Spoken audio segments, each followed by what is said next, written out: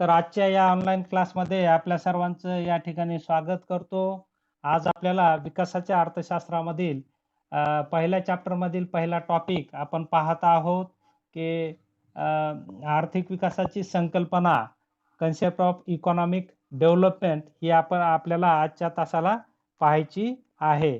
कालच्या तासाला आपण आर्थिक विकास म्हणजे काय हे हे पाहितलेलं आहे.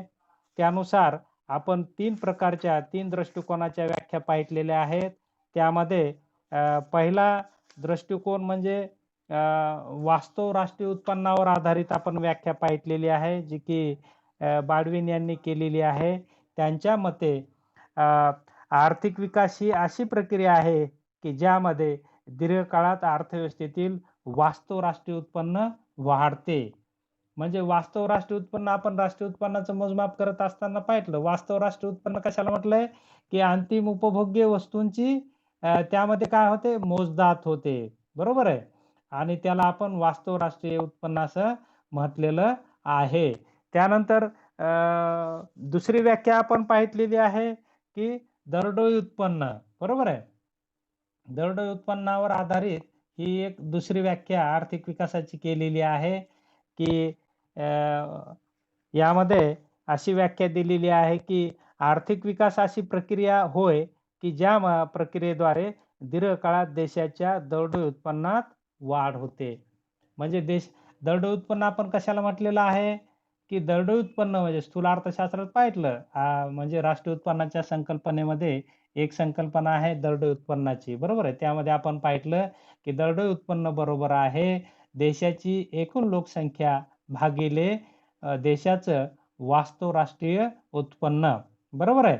त्याला मग एकूण लोकसंख्येला वास्तव राष्ट्रीय उत्पन्नाने भाग दिला तर आपल्याला दरडोई उत्पन्न प्राप्त होतं. आणि हे दरडोई उत्पन्न कशासाठी मोजायचं असतं की दरडोई उत्पन्नावरून लोकांच्या राहणीमानाची कल्पना येत असते. आणि म्हणून प्रत्येक राष्ट्राचा हा प्रयत्न असतो की आपलं दरडोई उत्पन्न कसं वाढेल. परंतु दरडोई उत्पन्न वाढवायचं असेल तर लोकसंख्या वाढीचा वेग हा राष्ट्रीय उत्पन्नाच्या वाढीपेक्षा कमी पाहिजे. म्हणजे लोकसंख्या वाढीवर नियंत्रण पाहिजे. आणि त्याचबरोबर की राष्ट्रीय उत्पन्नाचं वाटप देखील समान झालं पाहिजे.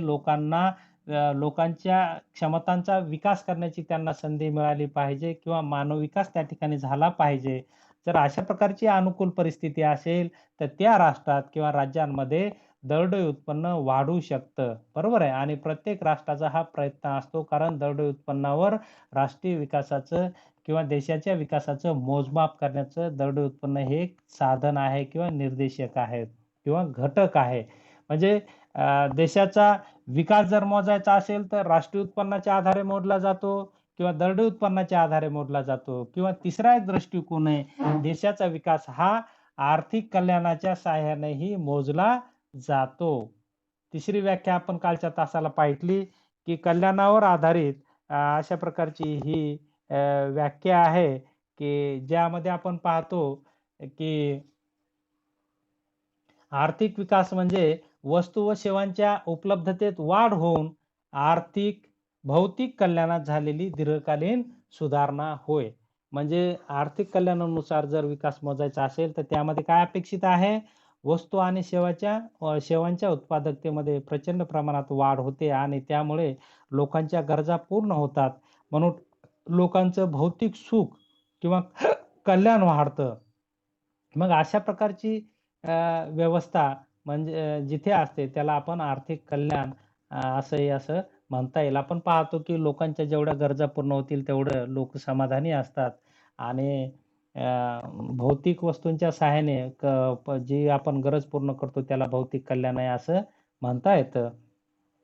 तर यावरही आधारित आपण पाहतो की राष्ट्राच्या विकासाचं मोजमाप करता येत असतं. म्हणजे देशाच्या विकासाचं मोजमाप करणारे हे 3 घटक आहेत. पहिला घटक आपण पाहतो वास्तव राष्ट्रीय उत्पन्न. त्यानंतर दुसरा घटक आहे दरडोई उत्पन्नाच्या सहाय्यानेही देशाचा विकास मोजता येतो किंवा आर्थिक कल्याणाच्या सहाय्यानेही देशाचा विकास मोजता येतो. साधारणपणे आपण पाहिलं राष्ट्रीय उत्पन्न मोजमाप करत असताना काही अडचणी येतात. त्याच प्रकारच्या अडचणी यामध्ये असलेल्या आपल्याला दिसून येतात. तरीही राष्ट्राचा विकास करण्याचे एक मुख्य हे निर्देशक किंवा घटक आहेत असं आपल्याला म्हणता येईल.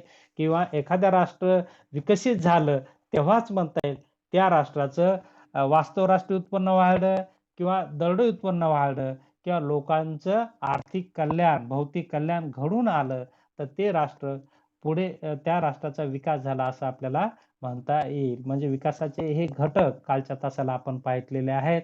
आजच्या तासाला याच दृष्टिकोनाचं मोजमाप कसं होतं, राष्ट्रीय उत्पन्नाचं मोजमाप म्हणजे देशाच्या आर्थिक विकासाचं मोजमाप कसं करता येईल, तर हे या ठिकाणी आजच्या तासाला आपल्याला पाहायचं आहे. देशाचा विकास मोजमाप करण्याचे हे 3 निर्देशक आहेत किंवा हे 3 घटक आहेत. ज्या 3 घटकाच्या आपण व्याख्या पाहिलेल्या आहेत, तेच घटक मोजमापनाच्या पद्धती असलेल्या आपल्याला दिसून येतात. म्हणजे एखाद्या राष्ट्राचा विकास झाला किंवा नाही किंवा विकासाचं मोजमाप करायचं असेल, तर या 3 घटकाच्या आधारे विकासाचं मोजमाप केलं जातं. त्यामध्ये पहिला घटक आहे अ, अ, की वास्तव राष्ट्रीय उत्पन्न. वास्तव राष्ट्रीय उत्पन्नाच्या सहाय्याने देशाचा विकास मोजला जातो किंवा हे एक मोजमापनाचं साधन आहे. वास्तव राष्ट्रीय उत्पन्न आपण कशाला म्हटलेलं आहे? वास्तव राष्ट्रीय उत्पन्न म्हणजे की एका विशिष्ट कालखंडामध्ये अंतिम उपभोग्य वस्तू व सेवांची केलेली बेरीज, दुहेरी मोजणी न करता केलेली बेरीज याला आपण वास्तव राष्ट्रीय उत्पन्न असं म्हणतो. आणि मग अशा प्रकारे यातून आपल्याला वास्तव राष्ट्रीय उत्पन्न मिळत असतं आणि या माध्यमातून राष्ट्रीय उत्पन्नाचं मोजमाप करत असताना काही काळजी घ्यावी लागते. ती काळजी आपण स्थूल अर्थशास्त्रामध्ये राष्ट्रीय उत्पन्नाचं मोजमाप करत असताना उत्पादन दृष्टिकोनानुसार राष्ट्रीय उत्पन्नाचं मोजमाप करत असताना काय काळजी घ्यावी हे आपण पाहिलेले की त्यामध्ये पहिला भाग आपण पाहतो की दुहेरी मोजणी झाली न पाहिजे. त्याचबरोबर काही भागात वस्तू विनिमय पद्धती असते, मग तशा प्रकारची त्या ठिकाणी अडचण येते किंवा आपण पाहतो की बऱ्याच प्रमाणात काही वस्तूंचा उपभोग घेण्यासाठी आपण पाहतो की मोठ्या प्रमाणात वस्तू त्या ठिकाणी उपभोग घेतल्या जाते आणि ती मध्ये येत नसल्यामुळे तिचं काउंटिंग राष्ट्रीय उत्पन्नात होत नाही. म्हणजे जसं की उदाहरणार्थ आपण शेतकरी पाहतो. शेतकऱ्याला जर 10 क्विंटल धान्य झालं तर 5 क्विंटल स्वतःच्या उपभोगासाठी ठेवतो आणि 5 क्विंटल तो मार्केटमध्ये आणतो. मग राष्ट्रीय उत्पन्नामध्ये फक्त 5 क्विंटलचाच समावेश होतो. म्हणजे राष्ट्रीय उत्पन्नात कुठल्या गोष्टीचा समावेश, ज्याला किंमत मिळते त्याच वस्तूचा समावेश आहे. ज्याची किंमत होत नाही त्याचा समावेश त्यामध्ये झालेला आपल्याला दिसून येत नाही. तरीही आपण पाहतो की प्रत्येक राष्ट्रामध्ये राष्ट्रीय उत्पन्न मोजल्या जात असतं. कारण त्याशिवाय आपण पाहतो की राष्ट्रीय उत्पन्न हा त्या देशाचा आरसा असतो किंवा ज्या देशाचं राष्ट्रीय उत्पन्न जास्त तो देश आपण विकसित म्हणतो. पहा जागतिक पातळीवर आपण जर पाहिलं तर राष्ट्रीय उत्पन्नाच्या त्यांनी ठरवून दिलेलं की ज्या देशाचं राष्ट्रीय उत्पन्न डॉलरमध्ये एवढं असतं ती देश म्हणजे ते आपण पाहतो 3 प्रकार आहेत म्हणजे जागतिक अर्थव्यवस्थेमध्ये विकसित अर्थव्यवस्था किंवा विकसित देश, विकसनशील देश आणि अल्पविकसित देश. अशा प्रकारे त्यांनी मर्यादा ठरवून दिलेल्या आहेत. उत्पन्नाच्या मर्यादेनुसार देखील राष्ट्रीय उत्पन्नाचं किंवा देशाच्या विकासाचं मोजमाप त्या ठिकाणी झालेलं आपल्याला दिसून येतं आणि म्हणून एखाद्या राष्ट्राच्या विकासाचं मोजमाप जर उत्पन्नावरून होत असेल तर त्या राष्ट्राचा असा प्रयत्न असतो की आपल्या देशातील उत्पन्नाचं मोजमाप हे वास्तविक व्हावं आणि त्यामध्ये वाढ घडून यावी. म्हणजे राष्ट्रीय उत्पन्नात वाढ घडून यावी यासाठी त्यांच्याकडून सातत्याने आणि दीर्घकाळात प्रयत्न केले जात असतात आणि त्याचे फायदे राष्ट्राला तर मिळतातच, परंतु देशातील जनतेला होत असतात. कारण एखादी अर्थव्यवस्था जेव्हा विकसित होत असते तेव्हा त्याचे लाभ लोकांना होत असतात. ती अर्थव्यवस्था ऊर्जित अवस्था असते. ऊर्जित अवस्थेमध्ये असते कारण त्यामध्ये मोठ्या प्रमाणात रोजगार निर्माण होतो. रोजगार निर्माण झाल्यामुळे लोकांकडे उत्पन्न येतं आणि लोकांकडे उत्पन्न आल्यामुळे लोक मोठ्या प्रमाणात मागणी करतात किंवा त्यांच्या भौतिक कल्याणात वाढ होते. त्यांच्या गरजा त्यातून पूर्ण होतात. म्हणजे अशा प्रकारे अर्थव्यवस्थाचा विकास होत असताना लोकांचं कल्याण देखील त्यामध्ये होत असतं आणि म्हणून प्रत्येक राष्ट्रामध्ये राजकीय क्षेत्राकडून किंवा जे नेतृत्व आहे त्यांच्याकडून देशाचं वास्तव राष्ट्रीय उत्पन्न वाढवण्यासाठी वेगवेगळे प्रयत्न केले जातात आणि त्यानुसार राष्ट्राची प्रगती केल्या जात असते. परंतु यामध्ये काही अडथळेही असलेले आपल्याला दिसून येतात, जे की आपण यापूर्वी पाहिलेले आहेत. आर्थिक विकास मापन करण्याची दुसरी पद्धती आहे दरडोई वास्तव उत्पन्न. आपण पाहतो की दरडोई उत्पन्नाचं मोजमाप हे कशावरून मिळतं आपल्याला? वास्तव राष्ट्रीय उत्पन्नावरूनच दरडोई उत्पन्नाचं मोजमाप करता येतं. दरडोई उत्पन्न म्हणजे एकूण लोकसंख्या भागिले वास्तव राष्ट्रीय उत्पन्न बरोबर दरडोई उत्पन्न.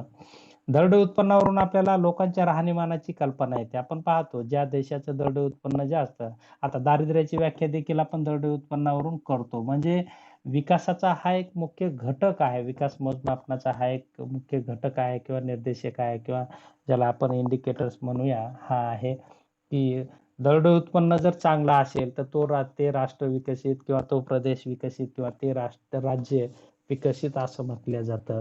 परंतु आपण पाहतो की दरडोई उत्पन्न वाढलं म्हणजे सर्व राष्ट्रातील लोकांचं उत्पन्न वाढलं असं म्हणता येत नाही. की आपण पाहतो की दरडोई उत्पन्न काढत असताना एकूण लोकसंख्या भागिले वास्तव राष्ट्रीय उत्पन्न असतं आणि म्हणून तो जो आकडा येईल तो जास्त आला तर आपण म्हणतो दरडोई उत्पन्न वाढलं, कमी आला तर आपण म्हणतो दरडोई उत्पन्न कमी आलं. परंतु आपण पाहतो की प्रत्यक्षात ते लोकांचं असतं का? तर नसतं ते. आपण पाहतो की राज्यामध्ये किंवा देशामध्ये विषमता असतेच. काही लोकांच्या उत्पन्नात वाढ झालेली असते आणि काही लोकांच्या उत्पन्नात घट झालेली आपल्याला दिसून येते. म्हणजे दरडोई उत्पन्नावरून जरी विकास मोजला जात असला तरी परंतु प्रत्यक्षात वास्तव परिस्थिती समाजामध्ये, राष्ट्रामध्ये वेगळी असलेली आपल्याला दिसून येते. म्हणजे यालाही देखील मर्यादा असलेले आपल्याला दिसून येतात. त्यानंतर तिसरा घटक आहे आर्थिक कल्याण. आर्थिक कल्याणावरून देखील देशाच्या विकासाचं मोजमाप करता येत असतं.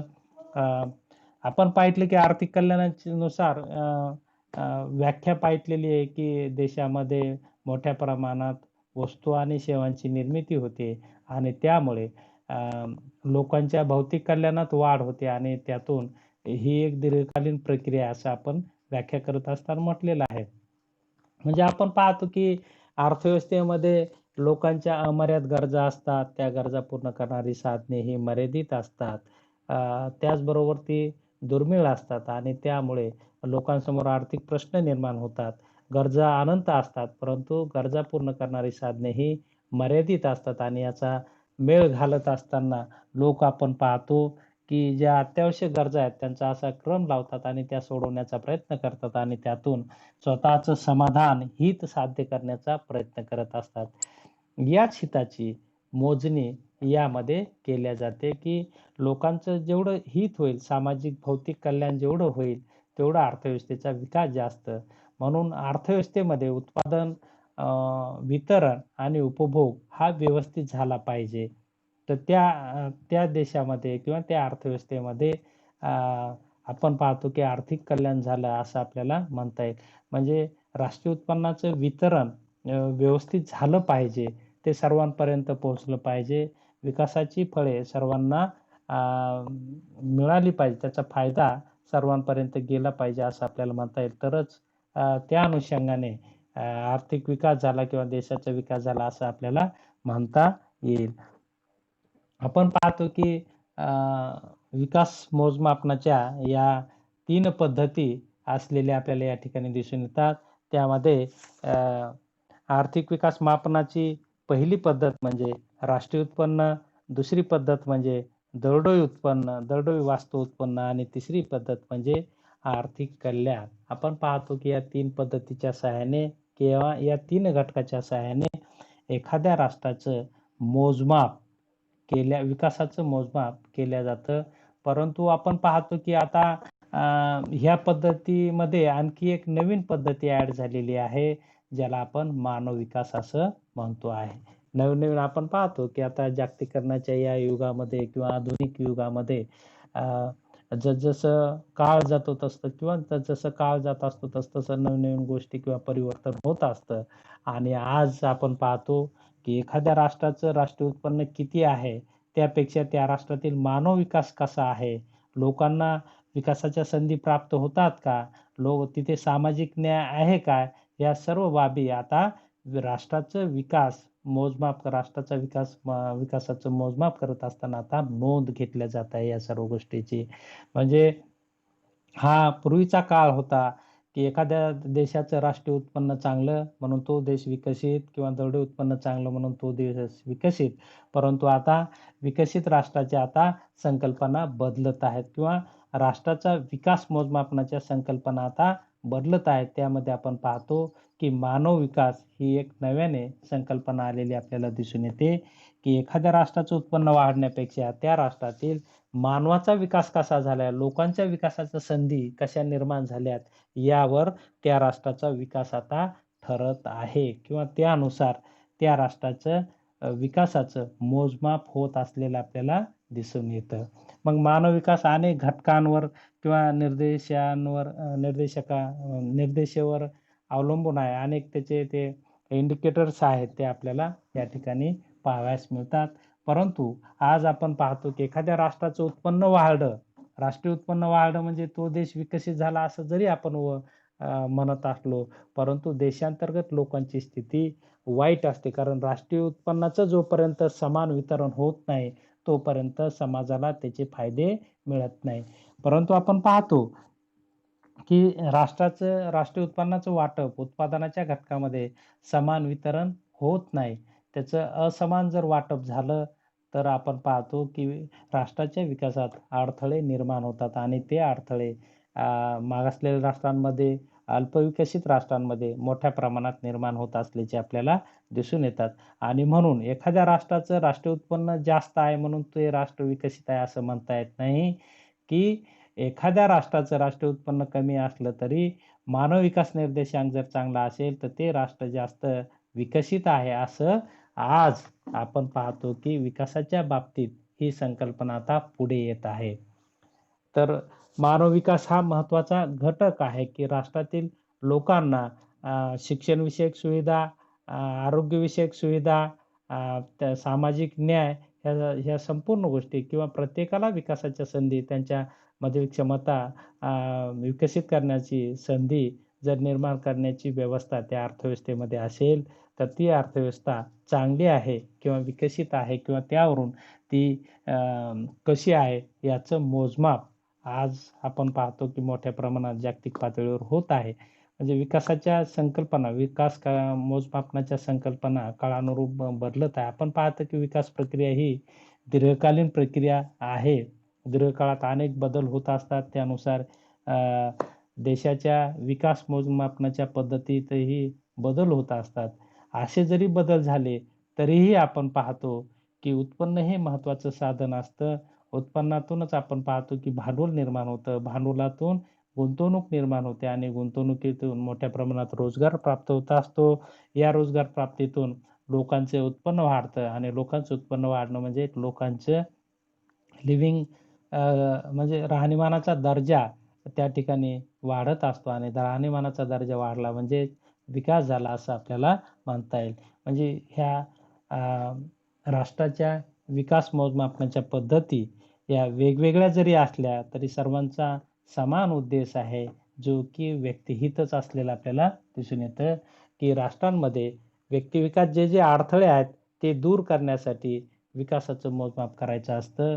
त्यातून आपण पाहतो कुठे चांगल्या गोष्टी आहेत आणि कुठे वाईट गोष्टी आहेत. वाईट गोष्टीवर लगेच उपाययोजना करून त्या ठिकाणी दुरुस्ती केली जाते आणि लोकांना विकासाच्या मार्गात प्रवाहात आणलं जातं आणि म्हणून आपण पाहतो, की अशा प्रकारची एक दीर्घकालीन ही प्रक्रिया आहे, की ज्या प्रक्रियेमध्ये अशा प्रकारे विविध घटकांच्या माध्यमातून विकास मोजला जातो असतो. थोडक्यात आपल्याला म्हणता येईल, की की राष्ट्राच्या विकासाचं मोजमाप होणं हे गरजेचं असतं.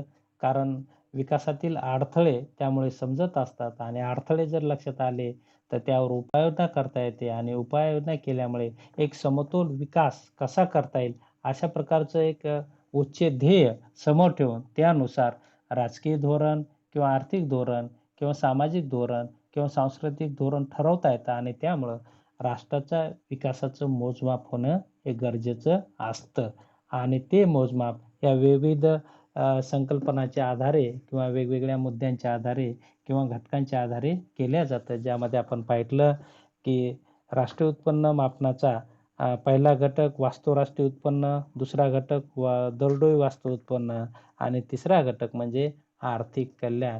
या तिन्ही घटकाच्या सहाय्याने राष्ट्रीय म्हणजे देशाच्या आर्थिक विकासाचं मोजमाप या ठिकाणी करता येतं. तर या मोजमापनाच्या 3 पद्धती आपल्याला सिलेबसमध्ये दिलेल्या आहेत. ज्या व्याख्या आहेत त्यालाच थोडं विस्तृत स्वरूप या मोजमापामध्ये आपण दिलेलं आहे. म्हणजे व्याख्येचे जे 3 दृष्टिकोन आहेत या 3 घटकांवर अवलंबून आहेत आणि याच 3 पद्धती विकास मोजमापनाच्या आपल्याला दिसून येतात. तर या ठिकाणी आपण थांबलात, शांततेने ऐकून घेतलं त्याबद्दल आपल्या सर्वांचे आभार व्यक्त करतो आणि या ठिकाणी आपण थांबूया. धन्यवाद.